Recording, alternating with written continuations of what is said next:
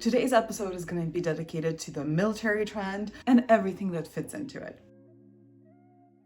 Hello, my name is Maria and this is Design or Design. Today we're going to be talking about military style, which is a modern contemporary fashion trend. This style incorporates clothing and accessories that are inspired by military attire. Initially, military uniforms were exclusively produced or purchased for the armed forces. Today, however, these elements have found a place in our wardrobes. Military style, one of the most popular trends in fashion today, reflects aggressive notes and incorporates elements of military uniforms. The root of military style can be traced all the way back to end of World War I.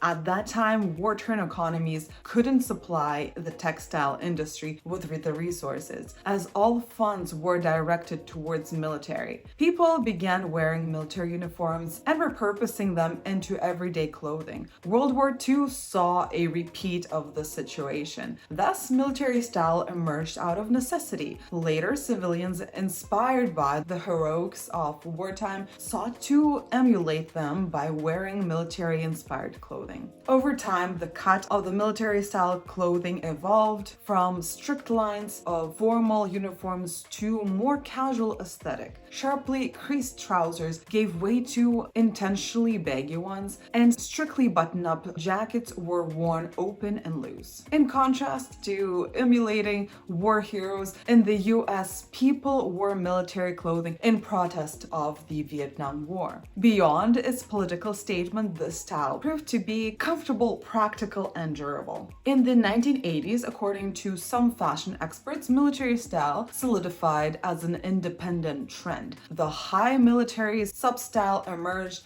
inspired by the uniforms of senior military officers. Unlike the hippie style of the 1960s, these garments featured strict forms and had a more festive appearance. Later, softer notes were introduced, making the style suitable for creating feminine looks. Renowned designers like Louis Vuitton and Dior featured established military style in modern fashion by including it in their collection.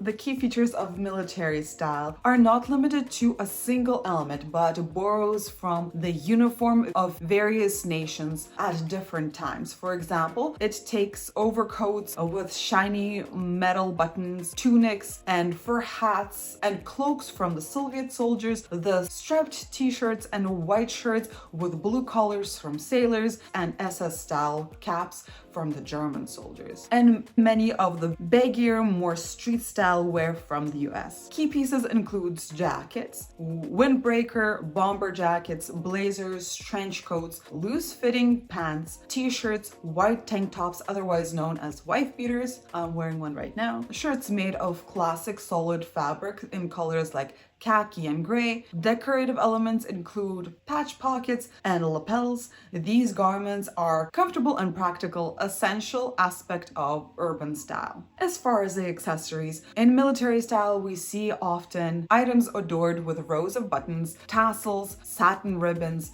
and belts. Decorations may include fake metals. Many pieces are made from heavy velvet or satin, giving them a more festive and elegant appearance. Youth variations of military style tend to be bolder, incorporating vibrant accessories, leopard print inserts, various stitches, zippers, carabiners, patches, flaps, and even fur details. The color palette is also more diverse, combining protective colors with olive, blue, red, orange, and even pink. Accessories that complement the look include rectangular bags, leather portfolios, belts with military-style buckles, watches with large dials and leather straps, and military-style caps. Footwear in military style includes boots with rugged soles and heavy lacing. Elements of military style have even been incorporated into sportswear, such as camouflage tank tops and sneakers paired with athletic shorts. One of the main advantages of military style is comfort. Preferred fabrics include dense materials like denim, cotton, and linen. Many items are made from genuine leather